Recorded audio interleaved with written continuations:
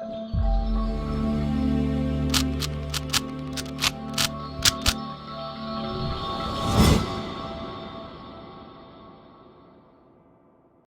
guys, welcome to Viva Classes by Priya Thapar. I hope you like my videos. If you like my videos, please support our channel.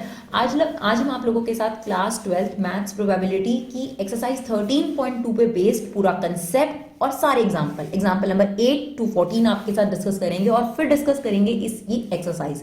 देखिए हमारे videos के पीछे एक ही फंडा है। एक तो आपको ऐसा फील हो कि आप पेन पेपर पर फोकस करते हुए लाइव टीचिंग ले रहे हैं। दूसरी चीज, कम टाइम में आपको कंसेप्ट ज्यादा से ज्यादा डिलीवर करा जाए क्योंकि आपका समय बहुत कीमती है।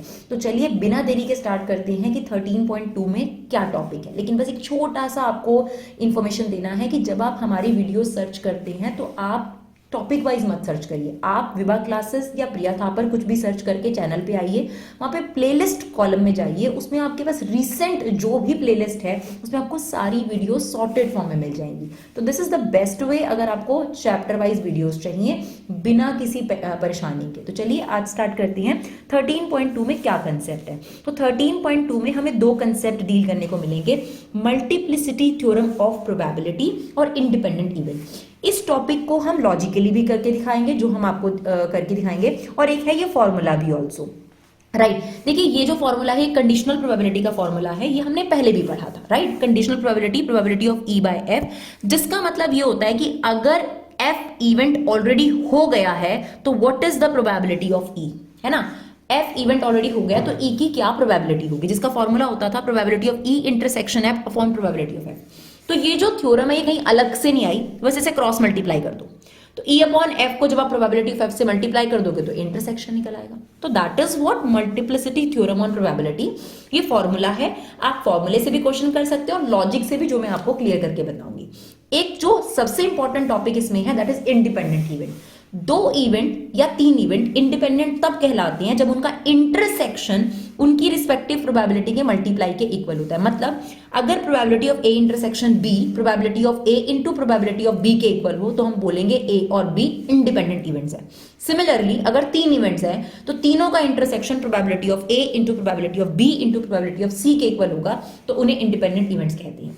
अब इन दोनों पे बेस्ड एग्जाम्पल्स देख लेते हैं। एग्जाम्पल नंबर 8 से आपके पास स्टार्टिंग है। तो एग्जाम्पल नंबर 8 में कहता है an urn contain 10 black and 5 white ball. ठीक है, तो आपके पास 10 ब्लैक बॉल्स हैं और 5 जो है वाइट बॉल है। ठीक है, 2 balls are drawn at random from the urn, one after the other without replacement. What is the probability both drawn balls are black? अब इसे मल्टीप्लिसिटी थ्योरम फॉर्मूले से भी कर सकते हो और लॉजिकली भी कर सकते हो। बड़ा सिंपल है। देखो लॉजिकली अगर करना है तो पहले लॉजिकली करते हैं। Probability of both balls are black, both balls are black. ठीक, तो बहुत सिंपल सी बात है। आपके पास ब्लैक बॉल कितनी है 10, तो 10 में से कोई भी निकल सकती है और टोटल कितनी है 15, तो 15 में से कोई आ सकती है। और क्योंकि विदाउट रिप्लेसमेंट है, एक बॉल निकलने के बाद यहाँ कितनी रह गई 9, तो अब यहाँ 9 में से कोई निकल सकती है और यहाँ 14 में से कोई निकल सकती है। सिंपल, ये लॉजिकल तरीका है। ठीक है ना। इसे आप सिंप्लीफाई करेंगे तो ये देखिए 3 के टेबल से काट दीजिए, ठीक है, ये 2 के टेबल से काट दीजिए, ये 5 के टेबल से कट गया, तो आपके पास आंसर कितना आ गया 3/7। अब इसी चीज को अगर आप बुक्स में देखेंगे तो उसको मल्टीप्लिसिटी वाले फॉर्मूले से करके दिखा रखा है और कुछ भी नहीं है। तो लाइट जैसे आप एक एग्जांपल के तौर पर अगर मुझे ई इवेंट अपॉन एफ, एक तो ये चाहिए होगा और एक चाहिए होगा एफ इवेंट। ठीक है, और मेरा ई इंटरसेक्शन एफ मुझे निकालना है यहां पर, तो वो क्या होगा probability of F probability of E by F. तो प्रोबेबिलिटी ऑफ एफ यहां पर क्या है, first drawn ball is black, first drawn ball is black, तो first drawn ball is black, तो ये 10/15 हो गया। ठीक है, ध्यान से सुनना है। अब ये क्या है, अगर मैंने पहली बॉल ब्लैक निकाल ली तो दूसरी बॉल ब्लैक क्या होगी, मेरी बात समझे, ध्यान से सुनेंगे। ये वाला इवेंट क्या लिया मैंने, पहली बॉल ब्लैक निकालने की, तो पहली बॉल ब्लैक निकालने की प्रोबेबिलिटी होगी 10/15। अब ये क्या है, अगर मैंने पहली बॉल ब्लैक निकाल ली तो दूसरी बॉल ब्लैक क्या होगी, तो अब हो गया 9/14। तो यही वाली चीज तो आ गई, आप देखिए सेम चीज तो है। तो यहां पर मल्टीप्लिसिटी थ्योरम भी लगा सकते हो और लॉजिक भी लगा सकते हो, कोई दिक्कत वाली बात नहीं है। सिमिलरली एक और एग्जांपल देखते हैं, एग्जांपल नंबर 9। अब देखिए 3 कार्ड्स आर ड्रॉन, कितने कार्ड्स आपने निकाले? 3 card drawn successively without replacement from a pack of 52 well shuffled card. What is the probability that first 2 cards are king and the third card is an ace? तो इसमें आप logic से भी कर सकते हो और आप इसमें कंडीशनल भी लगा सकते हो, ठीक है, मतलब वो सॉरी मल्टीप्लिसिटी थ्योरम. तो अब हम कंडीशनल सॉरी मल्टीप्लिसिटी ना लगाकर लॉजिक से इसको क्वेश्चन कर रहे हैं. सिंपल है यहाँ पे, कोई दिक्कत वाली बात नहीं, बट उसके लिए कार्ड्स पता होने चाहिए. टोटल 52 कार्ड्स में 4 सूट होते हैं, 13 स्पेड के, 13 क्लब के, 13 डायमंड के, 13 हार्ट के, और हर एक में क्या बाइफर्केशन है. अगर हम स्पेड की बात करें तो एक इक्का होगा जिसको एस बोला जाएगा. 2 से लेकर 10 तक नंबर कार्ड्स होंगे और फिर जे के क्यू ये आपके पास फेस कार्ड्स होते हैं, राइट. तो ये 3 हो गए. तो ओवरऑल अगर बात करी जाए तो सब में एक इक्का होगा, तो टोटल एस कितने हो गए हमारे पास? 4, ठीक है. सब में 2 से 10 नंबर कार्ड्स होंगे और सब में जे के क्यू आपके पास क्या होगा? Face card. तो 3 फेस कार्ड सब में है, ठीक है. अब उसने क्या बोला? सिंपल सी बात है, आपको प्रोबेबिलिटी निकालनी है. 3 कार्ड आपने ड्रॉ करे, 3 कार्ड्स आपने ड्रॉ करे. अब ध्यान से सुनिएगा सिंपल लॉजिक तरीके से. First 2 cards are king. तो पहली बात तो किंग कितने होते हैं? एक इसमें, एक इसमें, एक इसमें. तो 4/52 और फिर दोबारा किंग निकले, उसकी प्रोबेबिलिटी हो गई 3/51 क्योंकि एक कार्ड कम हो जाएगा. एंड अब ये तो पता है कि इसको निकलने के बाद एक और कार्ड कम हो गया होगा 50, लेकिन अब हमें लास्ट चाहिए एस. तो एस अभी भी कितने अवेलेबल हैं आपके पास? 4, ठीक है. दोबारा से सुनो, 3 कार्ड निकालने थे, पहले 2 कार्ड हमें किंग में से चाहिए. तो किंग कितने होते हैं? देखो के इसमें भी होगा, इसमें भी होगा, इसमें भी होगा, तो 4 किंग है. तो पहले 4 में से 52, अब एक कार्ड कम हो गया, कितने रह गए? 51 रह गए. अब फिर से किंग चाहिए तो 3/51. अब एक और कार्ड कम हो गया, अब कितने रह गए? 50. नीचे तो 50 आ गया लेकिन ऊपर एस तो अभी भी 4 पड़े हैं, तो 4/50. तो लॉजिकल तरीका है, या आप मल्टीप्लिसिटी थ्योरम का इस्तेमाल कर सकते हो इसको सॉल्व करने के लिए, राइट. तो इसे आप सॉल्व करेंगे कट वगैरह करके, तो ये आ जाएगा 5525, राइट. चलिए देखते हैं एग्जाम्पल नंबर 10. एग्जाम्पल नंबर 10 अब आपके पास इंडिपेंडेंट वाला टॉपिक है जो सबसे ज्यादा इंपॉर्टेंट है इस एक्सरसाइज का. अ डाई इज थ्रोन. अगर एक डाई थ्रो होती है तो उसके सैंपल स्पेस क्या होंगे? सबसे पहले आप सैंपल स्पेस बना लीजिए. तो सैंपल स्पेस होगा 1 2 3 4 5 6, ठीक है. E B the event the number appearing is a multiple of 3. तो अगर मल्टीपल ऑफ 3 है तो 3 और 6 हो गया. And F B the event number appearing is even, तो 2 4 6 हो गया, ठीक है. अब कहता है find E and F are independent event. तो पहले E और F का इंटरसेक्शन निकालो. कितना इंटरसेक्शन आ गया? 6.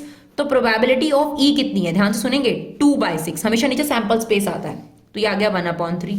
प्रोबेबिलिटी ऑफ F कितना है? इट्स 3/6, 1/2. और इंटरसेक्शन की प्रोबेबिलिटी कितनी हो गई? एक ही कॉलम कॉमन हुआ ना, तो 1/6. अब इंडिपेंडेंट के लिए हमें चेक करना पड़ेगा. ध्यान से देखिएगा, यहां पे अलग से लिखो लेफ्ट हैंड साइड, यहां लिखो right hand side. We have to check कि क्या intersection probability of E into probability of F के इक्वल है. अगर है तो ये इंडिपेंडेंट है, नहीं तो नहीं है, ठीक है.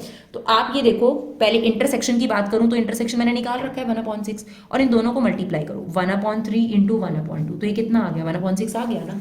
तो because probability of E intersection F probability of E into probability of F के इक्वल है, तो yes these events are independent. चलिए देखते हैं एग्जाम्पल नंबर 11. कहता है unbiased die is thrown twice. एक डाई को 2 बार थ्रो करो या 2 डाई एक साथ थ्रो करो, एक ही बात होती है.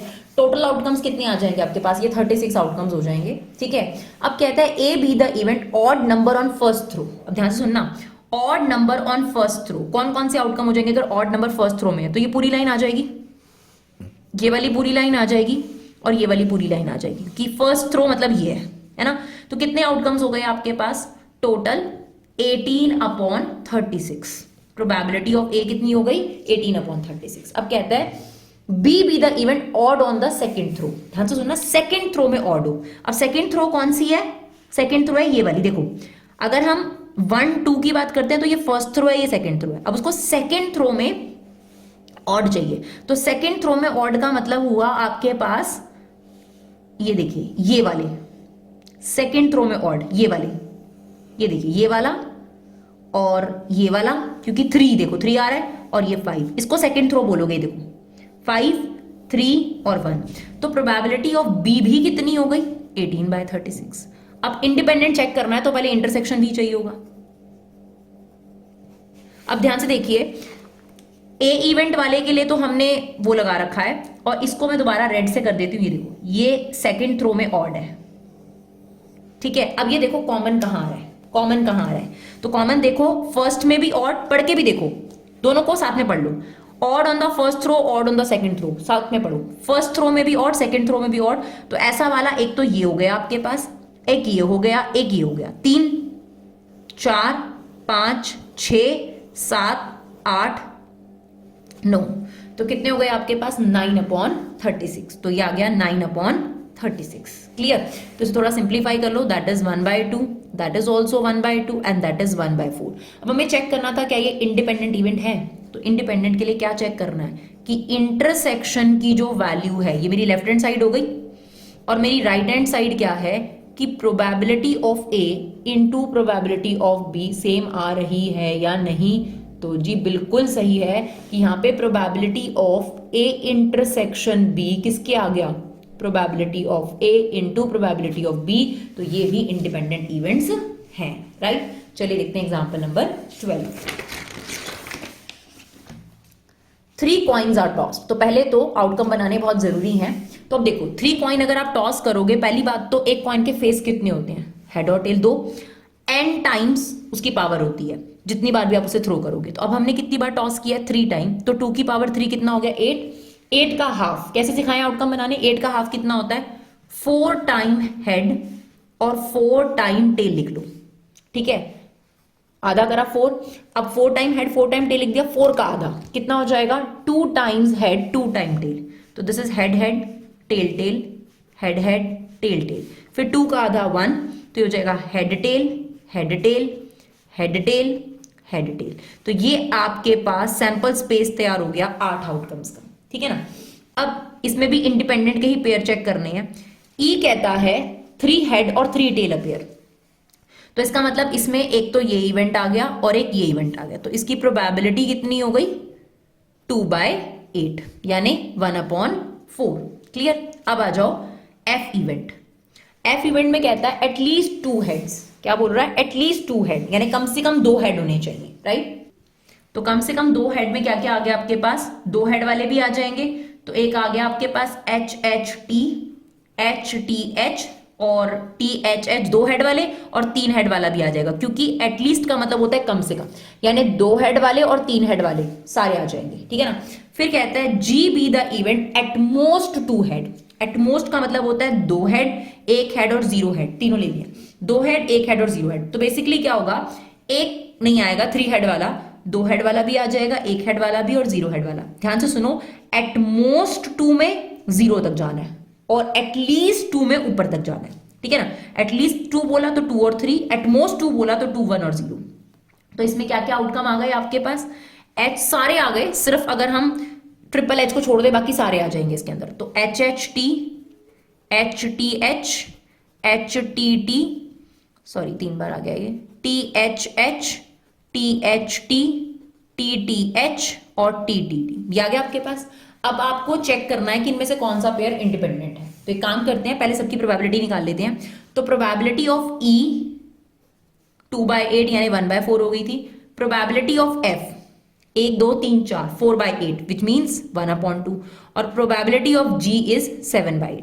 अब मैं इनमें इंटरसेक्शन देखती हूँ। Probability of E intersection F, intersection मतलब कॉमन देखना है, तो इन दोनों में कॉमन कितना है, अगर आप देखोगे सिर्फ एक हेड हेड वाला है ना, तो क्या हो गया कॉमन 1/8। फिर प्रोबेबिलिटी ऑफ E और G का इंटरसेक्शन देखते हैं, इन दोनों का इंटरसेक्शन देखते हैं। इन दोनों में देखो, इन दोनों में कॉमन है ट्रिपल T सिर्फ, तो ये भी कितना आ गया 1/8। और लास्ट F इंटरसेक्शन G, इन दोनों में कॉमन देखो, इन दोनों में, ठीक है। तो इन दोनों में हमारे पास कॉमन कितने आ जाएंगे, एक HHT भी आ रहा है, HTH भी आ रहा है, THH भी आ रहा है, तो ये आ गया 3/8। अब आपको क्या चेक करना था, E और F इंडिपेंडेंट है या नहीं। तो ध्यान से सुनना, अगर आपका E इंटरसेक्शन F इन दोनों के मल्टीप्लाई के इक्वल आ जाए, तो देखो आ रहा है प्रोबेबिलिटी ऑफ E को प्रोबेबिलिटी ऑफ F से मल्टीप्लाई करोगे तो इंटरसेक्शन के इक्वल आ रहा है, तो इसका मतलब E और F इंडिपेंडेंट हैं। तो क्योंकि probability of E intersection F is equal to probability of E into probability of F, तो ये इंडिपेंडेंट है। चलो एक और पेयर चेक करते हैं, probability of E intersection G, क्या E और G का मल्टीप्लाई इसके इक्वल आ रहा है? नहीं। तो इन दोनों का intersection probability of E into probability of G के इक्वल नहीं आ रहा, तो ये इंडिपेंडेंट नहीं है। And the last pair is F intersection G. F intersection G है 3/8, और एफ को और जी को अगर आप मल्टीप्लाई करोगे तो 3/8 नहीं आएगा। इसका मतलब ये भी आपके पास इंडिपेंडेंट इवेंट नहीं है, राइट। चलिए देखते हैं एग्जाम्पल नंबर 13 और 14 काफी अच्छे एग्जाम्पल हैं, तो ध्यान से सुनेंगे इनको। चलिए इसमें क्या कहता है, prove that if E and F R independent event. तो इसने आपको सबसे इंपॉर्टेंट बात ये दे दी कि ई और एफ इंडिपेंडेंट है। इसका मतलब आपके पास एक चीज गिवन है कि ई इंटरसेक्शन एफ जो है वो probability of E into probability of F के इक्वल है। तो ये हमें गिवन दे दिया। कहता है so that the event E and F not, मतलब ये प्रूव करो कि ये भी इंडिपेंडेंट है। मतलब ये तो गिवन हो गया आपके पास, और आपको प्रूव पता है क्या करना है, प्रूव करना है कि ये भी प्रूव करो कि इनका भी इंडिपेंडेंट रिलेशनशिप है, यानी प्रोबेबिलिटी ऑफ ई और एफ नॉट, ये आपको प्रूव करना है। Is it okay? So that this, मतलब अगर ई और एफ इंडिपेंडेंट है तो ये भी इंडिपेंडेंट होंगे। तो अब मुझे अगर ये प्रूव करना है तो मैं इसकी लेफ्ट हैंड साइड लूंगी, that is probability of E intersection F not. अब इसका फॉर्मूला क्या होगा, इसको समझने के लिए वेन डायग्राम सबसे बेस्ट रहेगा। तो वेन डायग्राम से समझते हैं कि इसमें क्या चीज आपको करनी पड़ेगी। तो देखिए वेन डायग्राम देखते हैं इसको। ये देखिए, ये आपके पास यूनिवर्सल सेट होता है, ये मान लेते हैं ई सेट है, और ये मान लेते हैं आपके पास एफ सेट है। ध्यान से समझिएगा, ये कहता है E intersection F not. E intersection F not का मतलब होता है कि प्रोबेबिलिटी ऑफ ई में से सिर्फ एफ वाला पोर्शन मत लो। ध्यान से सुनिएगा, ई इंटरसेक्शन एफ नॉट का मतलब होता है मुझे ये चाहिए लेकिन इसमें से एफ वाला पोर्शन नहीं चाहिए। तो बेसिकली ये वाले पोर्शन के बारे में बात कर रहा है।